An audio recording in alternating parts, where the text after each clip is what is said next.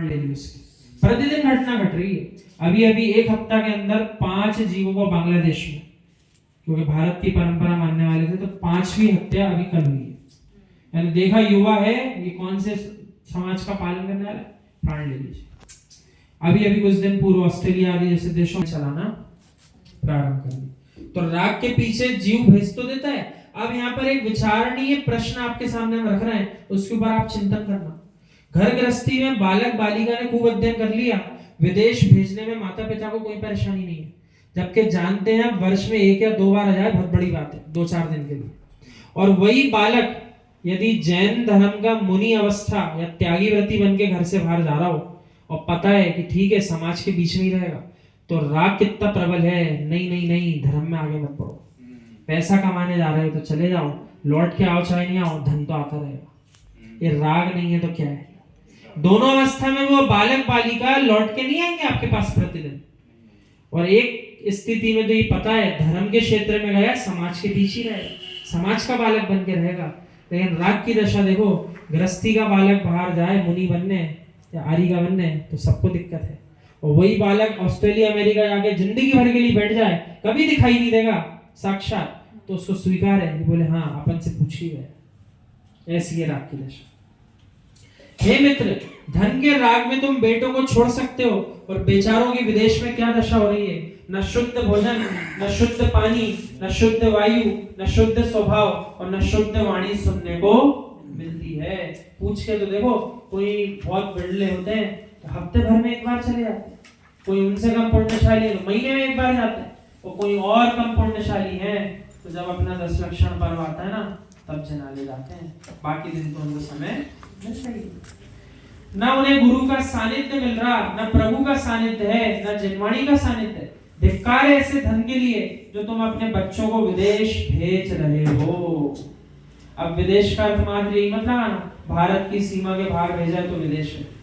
आचार्य भगवान कहते हैं देश कोई जाए शुद्धा, ऐसा देश, ऐसा कुल, ऐसी जाति जहाँ पर जिन धर्म का प्रभाव ना हो। तो भारत में होते हुए क्षेत्र आपके जाने लायक नहीं है, मलेच्छ क्षेत्र। ऐसे क्षेत्र नहीं है क्या भारत में जहाँ जिन धर्म है ही नहीं अभी वर्तमान में?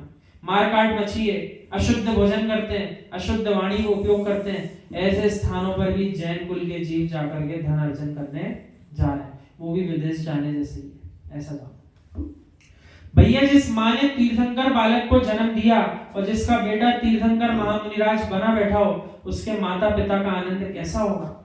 जिनके पादमूल में सौधर्मेंद्र भी दास बनकर खड़ा हो, जिनके पादमूल में चक्रवर्ती सामने खड़ा हो। हे मित्र, ऐसा महापुण्यात्मा इस धरातल पर कोई जीव होता है, उसी का नाम तीर्थंकर भगवान होता है। इतना पुण्य अपन को कमाना है कि अपन भी ऐसे भगवान बनने की क्षमता जागृत करें। ये जगत के बड़े बड़े पद तो है, कितने दिन तक आस रहेगी, कितने दिन कमा के लाएगा, जब तक 60-65 का नहीं होगा।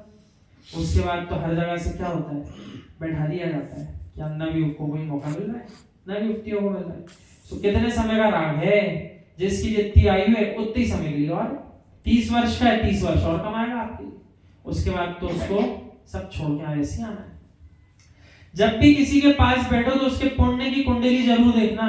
आप विश्वास मानो भैया, गंदगी अपने हाथों में है, गंदगी की दुर्गंध किसी पुरुष के हाथ में होती है या मल के भीतर होती है? ऐसा प्रश्न है। मल के भीतर होती है दुर्गंध, हाथों में नहीं है। हे मुमुक्षु, एक प्रश्न और है, जो सुगंध होती है वो किसी के हाथ में होती है, चंदन के मूठे में होती है? ज्ञानियों, दुर्गंध जो है वो मल के अंदर है, सुगंध जो है वो चंदन में। मल में हाथ लग जाए फिर नाक पर रखकर देखना कैसा होता है। एक दुर्गंध के संसर्ग मात्र से क्षण मात्र के लिए स्पर्श हो जाए तो, थोड़े से देर को भी ऐसी दुर्गंध आ जाए तो जीव कैसे भी लगता है।